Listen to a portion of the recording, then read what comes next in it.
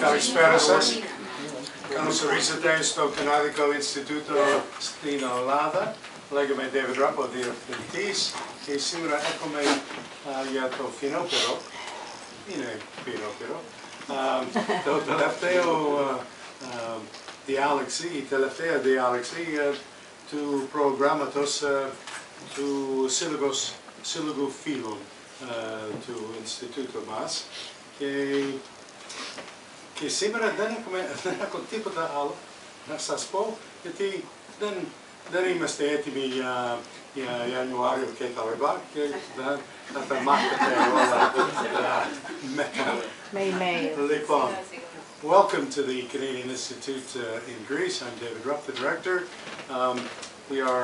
Tonight, this is the last of our fall series for the Friends Association of the Institute, and my somewhat humorous remarks was that I can't say anything more than introduce our speaker, because we in fact have yet to finalize our program for January through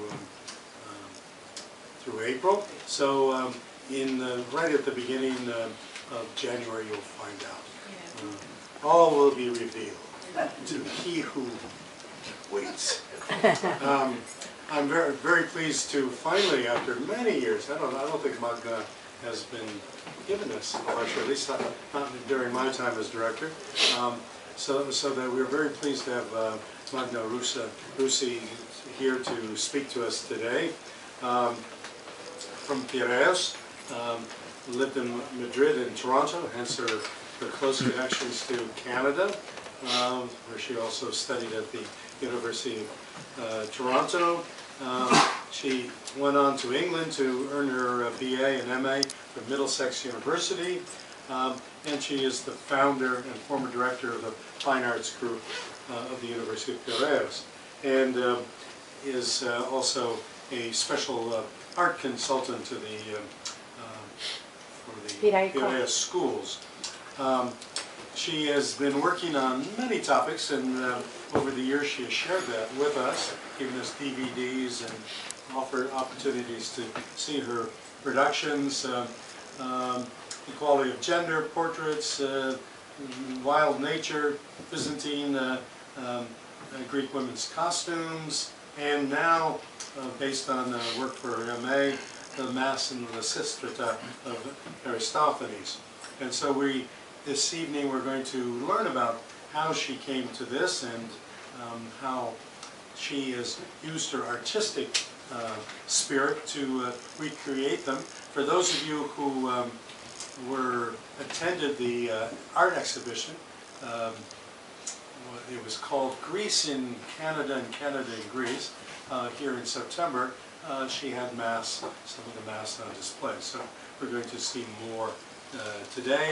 And she has a connection as well, I should have mentioned, with Professor Walter Hatt from the Lakehead University, who maybe 5 years ago now came and gave a lecture to us about work that is related to some of the things that Magda has been working on. So, rather than natter on, I'm going to invite Magda to the floor. Welcome.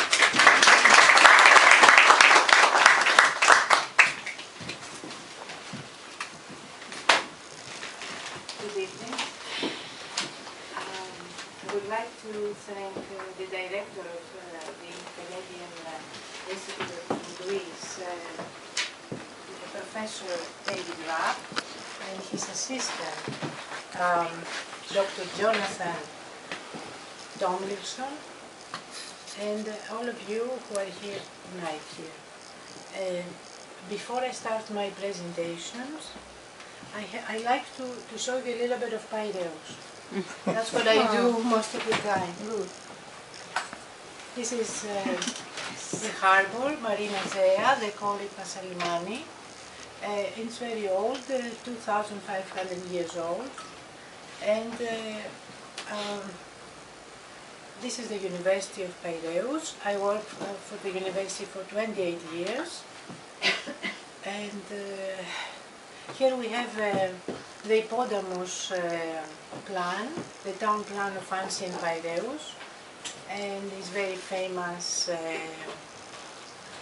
and they used it, I'll show you later how to use it. Themistocles is the leader of Athens, the creator of Piraeus, and following his inspiration said, development of Piraeus could come from the power of the water, of the sea.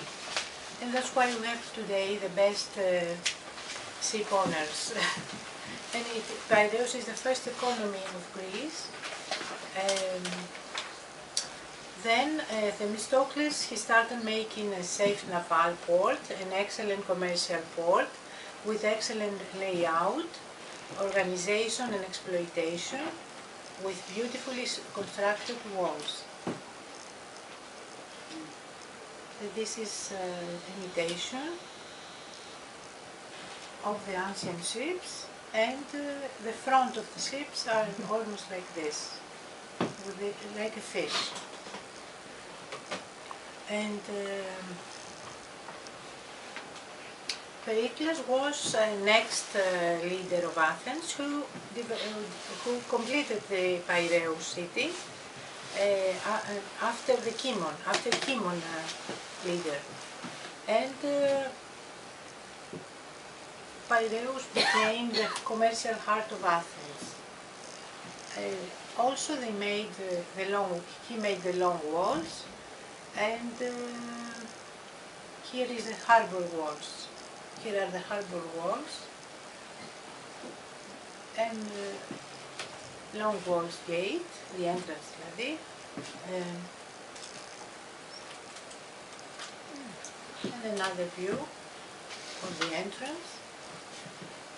And here is the archaeological park, but we have an archaeological museum in Piraeus, a very great museum.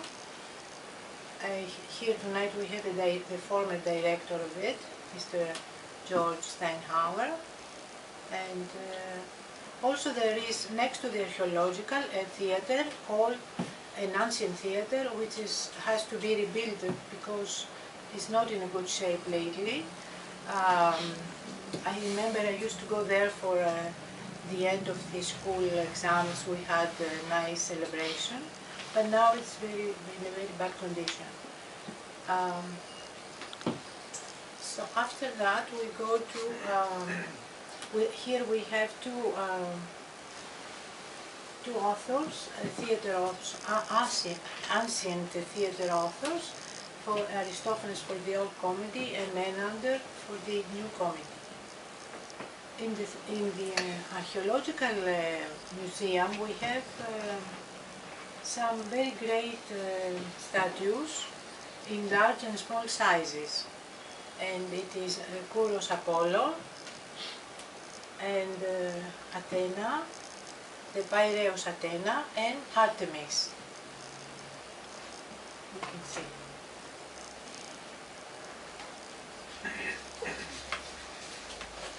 That's for Piraeus.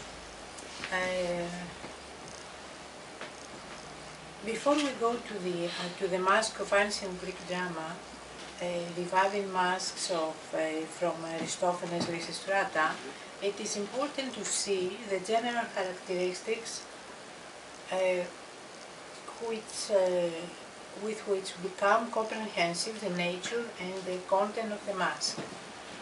The desire of every person is ecumenically humane, while with this he expresses creative forces. Every person wants to change his face then, does not like himself.